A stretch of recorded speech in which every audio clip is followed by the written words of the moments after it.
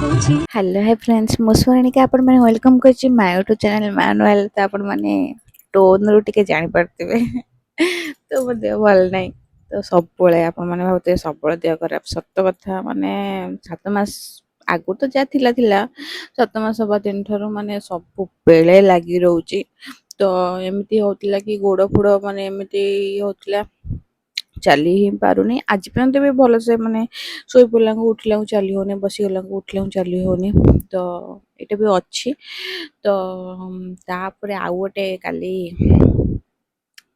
आज 27 तारीख कल 26 तारीख मैंने राति रे माने हाथ मुंड एते जोरे बिंधा होउची माने इमेजिन बाहर माइंड को जेते भी माने चेंज करिया चाहिए अलग आड़े माइंड देले काले मो हाथ बिंधा मत भल हो बट किछि भी होउनी तो एमिति सिचुएशन माने आछी मते बहुत कष्ट लागुछ आगुरु मध्य टिके खराब हेले मु पूरा माने सिवियर हेज मते लागे बट एबे सिवियर होउची मते बहुत माने इग्नोर करिया पे चेष्टा करिया पडुची किंतु किछि भी फल होउनी किछि भल लागुनी तो का सहित भी कथा बा भल लागुनी किछि भल लागुनी तो सेति पेंगा तापरे मॉर्निंग रु ये पळेले ड्यूटी तापर आसिले खाइबा पेंगा तो तांको पेंगा आज गुरुवार जेहेतु तो मो जेजेमा डेथ है तो मु किछि तो खाऊनी तो खाली सब साधा ऊपर चलची तो आज गुरुवार जेहेतु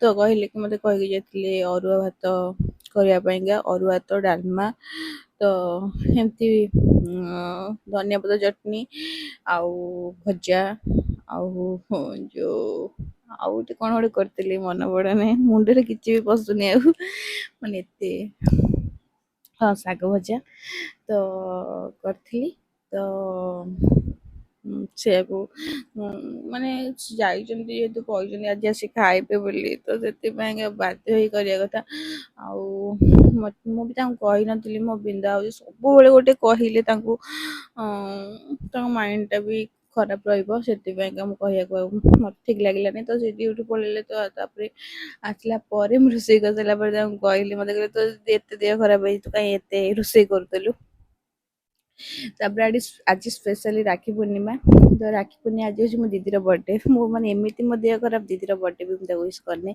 ତ ତାକୁ ଏବେ ୱିଶ୍ କରୁଛି ବାଜିଲାଣି 4ଟା ବାଜିଲାଣି ଜଷ୍ଟ ରାତି 12ଟାରେ ୱିଶ୍ କରେ ଆଜି 4ଟା ବାଜିଲାଣି ତ ୱିଶ୍ କରିନି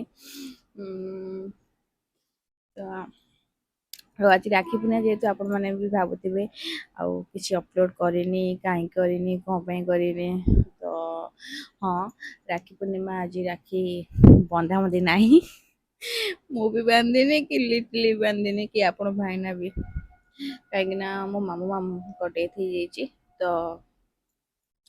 ଯାହା ବି ହେଲେ ପାଳିଛି ତ ବନ୍ଧା ହୁଏନି ତ ସେଥିପାଇଁକା ତ ରାକ୍ଷୀ ବାନ୍ଧିନି ଆଉ ତ କିଛି ଭଲ ଲାଗୁନି ଆଉ ରାକ୍ଷୀ ପୂର୍ଣ୍ଣିମାରେ କ'ଣ ଆଗରୁ ମାନେ ରାକ୍ଷୀ ପୂର୍ଣ୍ଣିମା ହବ ମାନେ ମୋ ଭାଇମାନେ ସବୁ ରାକ୍ଷୀ ବାନ୍ଧିବାକୁ ପୁରା ସକାଳୁ ପୁରା ଉଠି ଗାଧେଇ ପାଧେଇ ଯିଏ ଗାଧେଇ ନଥିବ ତାଙ୍କୁ ଗାଧେଇବାକୁ ଯାହା ଜଲ୍ଦି ଗାଧେଇବ ରାକ୍ଷୀ ବାନ୍ଧିବି ତ ଏବେ ବାହାଘର ପରେ ତ ସବୁ ଚେଞ୍ଜ ହେଇଯାଏ ଆଉ ମୁଁ ବି କେମିତି କ'ଣ ମୁଁ ବାବୁ ଆଉ ପାପୁ ପାଇଁ ପଠେଇ ଦେଇଥିଲି ରାକ୍ଷୀ ଆଉ ମାନେ ଏଇଟା ବାକି ପଠେଇ ଦେଇଥିଲି କ'ଣ ମୁଁ ଯାଇଥିଲି ଯେତେବେଳେ ଯୋଉ ସାଧଖିଆ ବେଳେ ମୁଁ ରାକ୍ଷୀ କିଣି ଦେଇଥିଲି 2ଟା ଦେଇ ଆସିଥିଲି ମୁଁ ଏମିତି ତ ଜାଣିନଥିଲି ତ ଏମିତି ଡେଥ୍ ହବ ବୋଲି ମାର ଦେଇ ଆସିଥିଲି ତ ଖୁସି ତାଙ୍କୁ ବାନ୍ଧି ଦେଇଛି ଖୁସି ଗୁଡୁଲି ବାନ୍ଧି ଦେଇଛନ୍ତି ତାଙ୍କ ହାତରେ ଆଉ ମୁଁ ସିନା ବାନ୍ଧିନି ମୁଁ ତ ବାନ୍ଧି ପାରିନଥାନ୍ତି କାହିଁକିନା ମୁଁ ତ ଆଡେ ଅଛି ମୁଁ ବାନ୍ଧି ବି ପାରିନଥାନ୍ତି ଆଉ ସେମାନେ ବାନ୍ଧି ଦେଇଛନ୍ତି ଥଣ୍ଡା ପବନ ଦେଲାଣି ବୋଧେ ବର୍ଷା ହବ ମୁଁ ଆଜି ମାନେ ଏମିତି ସଫା ବି ମାନେ ଖରା ଦେଇଥିଲା ମୁଁ କହିଲି ସଫା ବି ନ କଲେ ହବନି ତ ସଫା ବି କରିଛି ମାନେ ମୁଁ ଭାବିଲି ମୁଁ କାମରେ ବିଜି ରହିଲେ ମୋ ଦେହଟା ହୁଏତ ଭଲ ଲାଗିବ ବଟ୍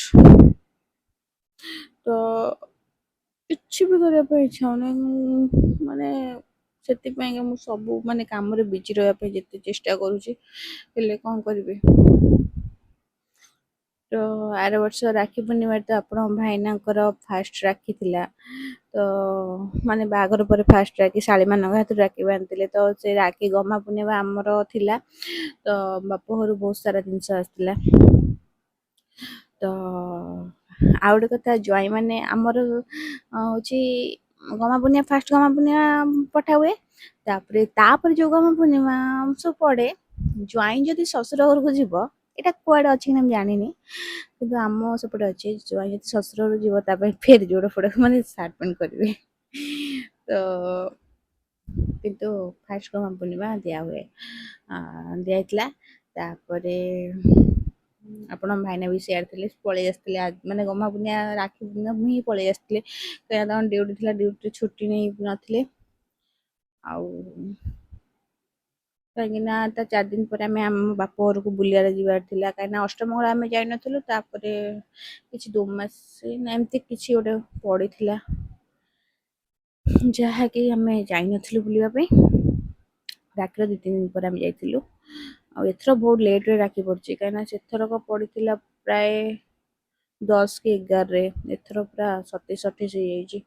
ଆଉ ଏମିତି ଆପଣମାନଙ୍କ ସହିତ ତ ଆପଣ ସେୟାର କରିଦେଲି ରାକ୍ଷୀ ବାନ୍ଧିନି ଆଉ ବାନ୍ଧିନୁ ଆଉ ତ ଆଡ଼େ ବି ତ ଆପଣଙ୍କ ଭାଇନାଙ୍କର ବି ଛୁଟି ନାହିଁ ତ ଡ୍ୟୁଟି ଯାଇଛନ୍ତି। ତ ଛୁଟି ବି ନାହିଁ। ଆଉ ଗୋଟେ କଥା ବି ମୋ ଦେହ ତ ଏମିତି ହଉଛି ଯେ ମାନେ ସିଏ ଡ୍ୟୁଟି ଯାଉଛନ୍ତି ବି ଚିନ୍ତାରେ ରହୁଛନ୍ତି। ଆଉ ଅଳ୍ପ ଦିନ ପରେ ମା ପଳେଇ ଆସିଲେ ତାଙ୍କ ଚିନ୍ତାଟା ବି ହଟିଯିବ କାହିଁକିନା ସେ ଶାନ୍ତିରେ ଡ୍ୟୁଟି କରିଦେବେ। ମା ଆସିଲା ପରେ କାହିଁକିନା ଜଣେ ପାଖରେ ଅଛି ତ ସେ ହଁ ଏତେ ମାନେ ବଡ଼ କିଛି ହଉନି ଅବଶ୍ୟ ବାସ୍ ନର୍ମାଲ ସବୁ ହାତ ଫାତ ବିନ୍ଧା ବିନ୍ଧି ଏଗୁରା ସବୁ। କିନ୍ତୁ ଆଗକୁ ମୁଁ ତ ଜାଣିନି ବିଷୟରେ ବଟ୍ ଆଗକୁ କିଛି ସେଥିପାଇଁକା ତ ମା ଆସିବ। ତ ମା ଆସିଲେ ଟିକେ ମୁଁ ରେଷ୍ଟ କରିବି। କିଛି ବି କରିବିନି ସବୁ ମୋ ମା କରିଦବ। ଆଉ ଏବେ ବି ମା ବି ଆସିପାରିବନି କାହିଁକି ନା ମୋ ମାମୁଁ ମାଙ୍କର ଡେଥ୍ ହେଇଛି ଯେହେତୁ ସେ ସେଠି ଯିବ 10-11 ଯୋଉ ଥାଏ। ତ ଏମିତି କିଛି ତ ରାକ୍ଷୀ ତ ବନ୍ଧା ହେଇନି। ଆଉ ରାକ୍ଷୀରେ କଣ ଆପଣମାନଙ୍କୁ ଫଟୋ ଭିଡ଼ିଓ ଦେବି ମୁଁ ତ ନିଜେ ଜାଣିନି। କାହିଁକିନା ବନ୍ଧା ହେଇଥିଲେ ସିନା ଆପଣମାନଙ୍କୁ ଦେଇଥାନ୍ତି। ତ ଛାଡ଼ନ୍ତୁ।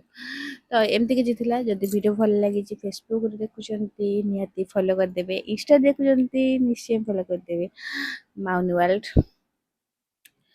ତ ଇନଷ୍ଟା ଫେସବୁକକୁ ନିହାତି ଫଲୋ କରିଦେବେ ମାଉନି ୱାର୍ଲଡ। ଆଉ ୟୁଟ୍ୟୁବକୁ ସବସ୍କ୍ରାଇବ୍ ନିହାତି କରିଦେବେ କାହିଁକିନା ନୂଆ ନୂଆ ଭିଡ଼ିଓ ଆସିଲେ ଆପଣମାନେ ଆଗ ଦେଖିବେ।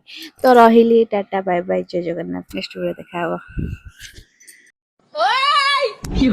লাইক কর কমেন্ট কর ভিডিওটা ভাইরাল কর।